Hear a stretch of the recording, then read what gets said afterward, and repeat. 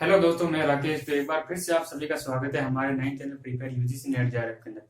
आज की इस वीडियो के अंदर हम बात करने वाले हैं दोस्तों एनटीए यूजीसी नेट एग्जाम का जो सिलेबस है और एग्जाम पैटर्न के बारे में हम बात करने वाले हैं आज की इस वीडियो के अंदर। उससे पहले मैं आपको एक छोटी सी इंफॉर्मेशन दे दूं दोस्तों एनटीए यूजीसी नेट एग्जाम 2022 के बारे में। आपको पता होगा दोस्तों एनटीए जो यूजीसी नेट एग्जाम है वो पोस्टपोन हो गया था। मतलब 12, 13 और 14 अगस्त को आपका जो एग्जाम है वो होने वाला था, लेकिन कुछ रीजन की वजह से एनटीए ने उस एग्जाम को है पोस्टपोन कर दिया। अब जो आपका एग्जाम है वो सितंबर के अंदर शिफ्ट हो गया और 20 से 30 सितंबर के बीच में आपका जो एग्जाम है वो होने की चांस है। पोस्टपोन हो गया है तो कुछ ना कुछ तो रीजन होगा ही दोस्तों, ऐसे तो पोस्टपोन हुआ नहीं, कुछ ना कुछ तो रीजन होता है दोस्तों जिस कारण से एग्जाम पोस्टपोन हुआ है। तो आपको पता होना चाहिए दोस्तों यूनिवर्सिटी और कॉलेजों के अंदर एडमिशन लेने के लिए जो यूनिवर्सिटीज होती है, बड़ी बड़ी यूनिवर्सिटीज होती है, जैसे Delhi university, central university, JNU जैसे स्टेट यूनिवर्सिटीज होती है, उनके अंदर एडमिशन लेने के लिए पीजी और यूजी के अंदर एडमिशन लेने के लिए एक एंट्रेंस एग्जाम होता है, that is CUT exam. CUET CUET PG, ये एग्जाम अभी चल रहा है सीयूटी पीजी। इसी वजह से जो आपका नेट का एग्जाम है वो पोस्टपोन हो गया था दोस्तों। तो पोस्टपोन हो गया तो आपको आप मतलब नकारात्मक वे में नहीं लेना है कि यार तैयारी थी अच्छी, बढ़िया तैयारी थी और पोस्टपोन हो गया, टाइम खराब हो रहा है, बार बार पोस्टपोन हो रहा है, तो मतलब सही नहीं है। तो ये दोस्तों ऐसा मत सोचना आप, क्योंकि ये आपको फायदा है दोस्तों। पोस्टपोन हुआ है तो कहीं ना कहीं आपको भी फायदा है, क्योंकि आपकी तैयारी है उसको और मजबूत करने का एक्स्ट्रा अतिरिक्त समय मिल जाएगा दोस्तों। आपको आपकी जो तैयारी है उसको मजबूत करने का समय मिल जाएगा। और revision revision is the most important. Exam से पहले रिवीजन इंपॉर्टेंट होता है दोस्तों। तो रिवीजन का आपको अतिरिक्त समय मिल जाएगा और अपनी जो तैयारी है उसको और मजबूत और उसको बूस्ट करने का आपको अच्छा मौका मिल जाएगा दोस्तों। तो एक 20 दिन का समय बचा है आपके पास। 20 दिन के अंदर आपका एग्जाम होना है। तो 20 दिन के अंदर आप मतलब जो भी आपने चीजें एक साल के अंदर, 6 महीने के अंदर, पिछले 6 महीने या एक साल के अंदर चीजें पढ़ी है, अपने बुक से पढ़ी है, वीडियोस देखकर पढ़ी है, आपने प्रॉपर नोट बनाए, अपने नोट्स बनाए, तो वहां से उन चीजों को फिर से वापस रिवीजन करो। जिससे कि मान लो किसी भाई का मान लो जेआरएफ क्लियर नहीं होने वाला था, लेकिन ये जो टाइम मिलने से उसका जेआरएफ क्लियर हो जाएगा। किसी का नेट क्लियर नहीं होने वाला था, लेकिन ये जो टाइम है वो यूटिलाइज सही से यूटिलाइज करेगा तो उसको फायदा ही होगा दोस्तों। इसलिए ये जो आपको एक्स्ट्रा अतिरिक्त टाइम मिला है तो उसको यूटिलाइज करो, उसका सदुपयोग करो, रिवीजन करो। आपका एग्जाम है वो आराम से हो जाएगा, जरूर हो जाएगा, और आपका जो जेआरएफ है वो भी सपना साकार हो जाएगा दोस्तों। तो ये तो थी एग्जाम से रिलेटेड इंपॉर्टेंट न्यूज। अब हम बात करते हैं एग्जाम पैटर्न के बारे में। एग्जाम पैटर्न के बारे में बात कर लेते हैं। देखिए दोस्तों यूजीसी नीट एग्जाम है वो कौन लोग दे सकते हैं, मतलब एलिजिबिलिटी क्या है, योग्यता क्या है इसकी।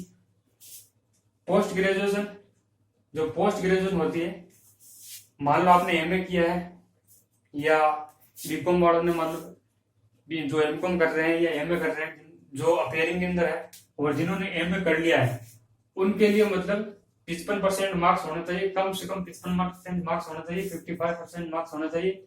और ओबीसी और एससी के लिए मतलब थोड़ी बहुत छूट दी गई है, उनके 50% मार्क्स होना चाहिए। ठीक है दोस्तों, ये तो थी आपकी योग्यता, मतलब कम से कम 55% मार्क्स होना चाहिए आपके, तभी आप नेट के अंदर नेट का फॉर्म भर सकते हो और एग्जाम दे सकते हो। एग्जाम पैटर्न क्या है, देखिए दोस्तों इसमें 2 पेपर होते हैं। नेट के अंदर 2 पेपर होते हैं, पेपर फर्स्ट और पेपर सेकंड। पेपर जो फर्स्ट होता है उसके अंदर 50 क्वेश्चन पूछे जाते हैं और 100 नंबर का होता है, 100 मार्क्स होते हैं। और पेपर सेकंड है वो, उसके अंदर 100 क्वेश्चन आते हैं और 200 मार्क्स का ये पेपर होता है। टोटल 2 पेपर होते हैं, अलग अलग शिफ्ट में नहीं होता, मतलब एक ही शिफ्ट में होता है, मतलब एक पारी में होता है। लेकिन जो दोनों पेपर हैं कंप्यूटर पर आपके सामने खुल जाते हैं। आप जो भी पेपर पहले करना चाहते हो, चूज करना चाहते हो, कर सकते हो। दोनों पेपर आपके सामने खुले होते हैं, उनको आपको एक निश्चित समय के अंदर करना होता है। टोटल 300 नंबर, यानी कि 100 प्लस 200 300 नंबरों का पेपर होता है, 150 क्वेश्चन होते हैं 50 फर्स्ट पेपर के अंदर, और 100 क्वेश्चन है वो आपका सब्जेक्ट से रिलेटेड होता है, उसके अंदर 100 क्वेश्चन होते हैं। यानी जो पेपर फर्स्ट है उसके अंदर मैंने आपको बताया था कि मतलब जो टीचिंग एप्टीट्यूड है, रिसर्च एप्टीट्यूड, इनसे संबंधित क्वेश्चन होते हैं। और जो पेपर सेकंड है वो आपका सब्जेक्ट से रिलेटेड होता है, जो सब्जेक्ट आपने चूज की, जिस सब्जेक्ट के अंदर आप नेट क्लियर करना चाहते हो उसी सब्जेक्ट से संबंधित क्वेश्चन पूछे जाते हैं। ठीक है, 3 घंटे का टाइम होता है, मतलब 180 मिनट, 180 मिनट का टाइम होता है। 180 मिनट के अंदर आपको ये एग्जाम है करना होता है। ऑनलाइन मोड होता है, मतलब कंप्यूटर के सामने आपको बैठना होता है, कंप्यूटर के सामने आपको एग्जाम देना होता है। और नेगेटिव मार्किंग नहीं होती दोस्तों, ये अच्छी खबर है, नेगेटिव मार्किंग नहीं होती दोस्तों इसके अंदर। लेकिन आप ये मत सोचना कि नेगेटिव मार्किंग नहीं होती है तो इजी है, इजी नहीं है। पेपर बहुत ही जैसे इजी टू मॉडरेट आप कह सकते हो, मतलब टॉपिक के अंदर आपको गहराई से आपको समझ होनी जरूरी है, तभी आप इस नेट के अंदर, जो नेट का एग्जाम है उसके अंदर आप क्वेश्चन को हल कर पाओगे। टॉपिक की बारीकी से गहराई से आपको समझ होनी जरूरी है, तभी आप मतलब क्वेश्चन को सही सोल्व कर पाओगे। मतलब डीपली गहराई से आपको टॉपिक को समझना होगा, मतलब इतना आसान भी क्लियर करना नहीं है। आप सिलेबस लेकर आओगे और सिलेबस का एक एक टॉपिक की गहराई से एनालिस करोगे, उसको गहराई से समझोगे, गो थ्रू करोगे अच्छी तरीके से, तभी नेट के अंदर जो क्वेश्चन है उसका आप सोल्व कर पाओगे।